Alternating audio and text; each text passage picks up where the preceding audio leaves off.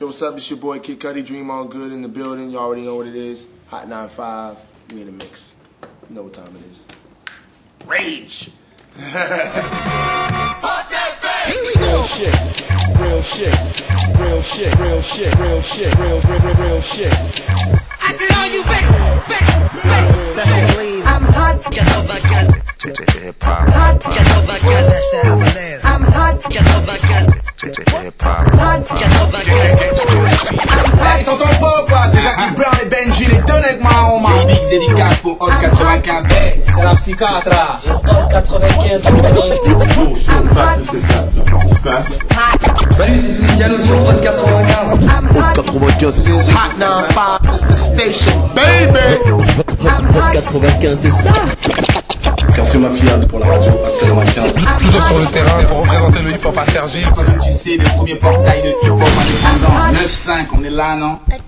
95, tu peux pas test.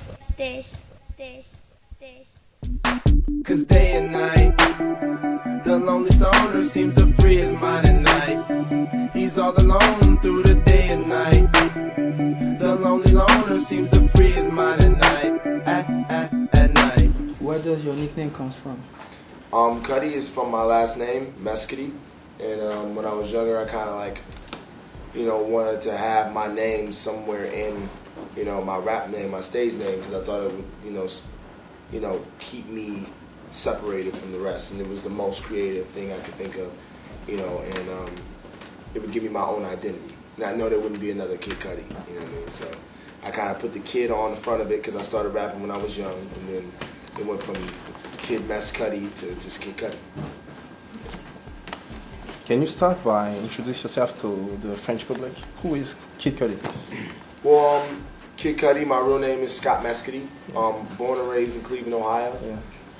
Moved to New York when I was 20 in search of just trying to do something big with music and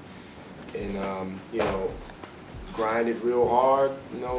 First real mission was to get a job, and it took about 4 years doing that, and it wasn't until last summer where I actually started getting the ball rolling with my career, when we had day and night.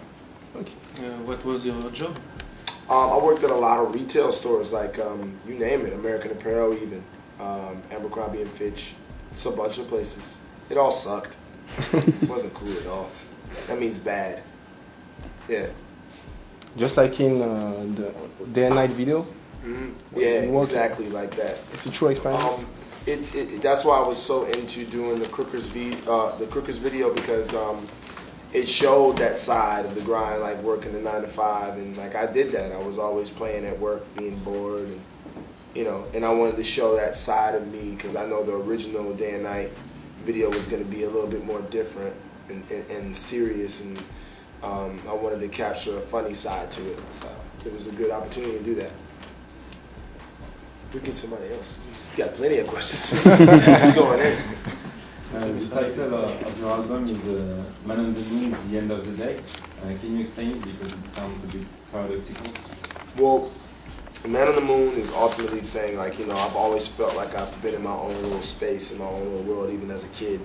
And the end of the day is, the album starts off in a dream. I'm going to sleep, and from the first track to the end, you're going to feel like you're in a dream. So it's kind of like, when the night hits in my world, when I was grinding, that's kind of like when the creative side came out, And when I would just chill up all night and just smoke and just come up with ideas and record, Okay. And this is the explanation to the nightmare added to some titles?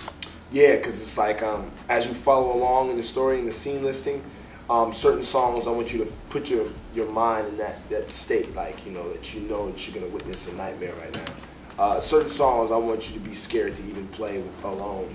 Like Solo Dolo, I wanted it to have a really eerie feel. I'm into horror films, so I wanted to bring as many different genres of, films out in this album, and that would probably be the darkest record, Mr. Solo Dolo. I wanted to know, it's been 2 crazy years for you. What can we expect now for the albums coming out? Well, I'm already gearing up to work on this compilation and some stuff I'm doing with Chip the Ripper, who's also from Cleveland. The creativity doesn't stop. I'm going to start getting into the second album soon, but I got a little bit of living to do before I get into that, because all my albums would be based on my life, and I'm not trying to rush anything, you know what I mean?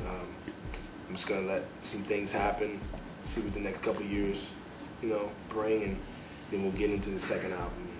You know, but until then, I'm going to do some collabs and do some creative stuff, some executive producing, hopefully. And then on that side of, outside of acting, outside of music, I'm going to do the acting thing. I got the TV show I'm shooting at the end of the year.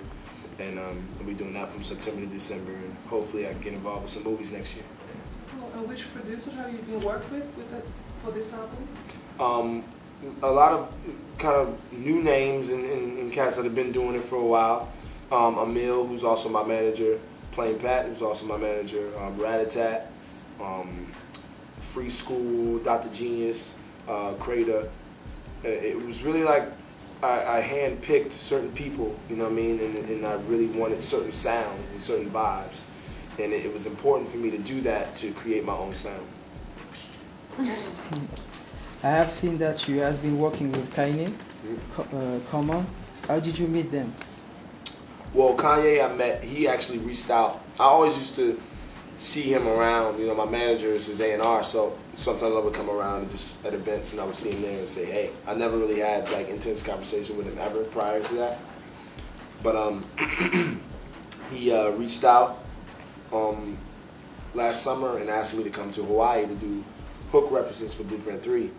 And that was the first time he ever reached out for anything, and that was my first time meeting him when I went out to Hawaii, like really hanging with him, chopping it up with him. So those vocals that you hear on the Blueprint 3, I actually did 2 references. So like I did those vocals and then I went back to the hood in Brooklyn and I was still grinding. So that means a lot that, you know, Jay chose to keep me on that record, you know. About Man on the Moon, how did you proceed to construct the whole concept of the album? Well, it's kind of hard to explain. I just like knew what I wanted. You know, I knew what I was looking for as far as like the perfect album. You know, as a consumer, I took that standpoint. As a fan, I took that too. And I always hated albums where like you would have to skip around to certain songs. You know what I mean? Or like an album with a shitload of skits and you have to skip around or fast forward to get to the song. I took all these things into consideration when I was creating this album. And, you know, all I could think about was Michael Jackson Thriller, where, like, every song was, like, single-worthy. You know what I mean? Like, you didn't want to skip anything. It was, like, from beginning to end, every song was a hit. And I took that approach, and at the same time, I made sure that I recorded enough songs, almost like a movie, shot enough scenes, so when I got ready to edit and put everything together, I had more than enough.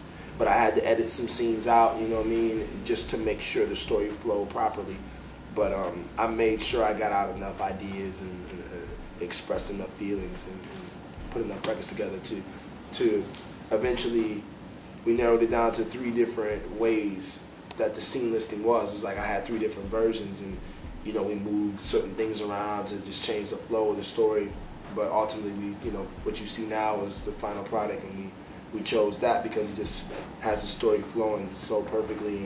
And I made sure, like, I'm one of those people, like, I hate movies that take so long to get into the action. Like, I just hate movies like that, where it takes so long to build up the story and then the action comes in the middle or at the end. So that's why you have, like, Solo Dolo, which is a really dark song, one of the darkest songs in the album, like track 4. You know what I mean? I wanted to get right into it.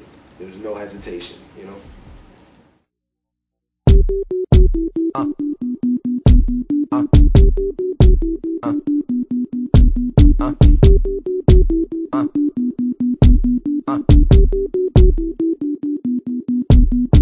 Day and night, I toss and turn, I keep stressing my mind. I look for peace, but see I don't attain what I need for keeps, this silly game we play.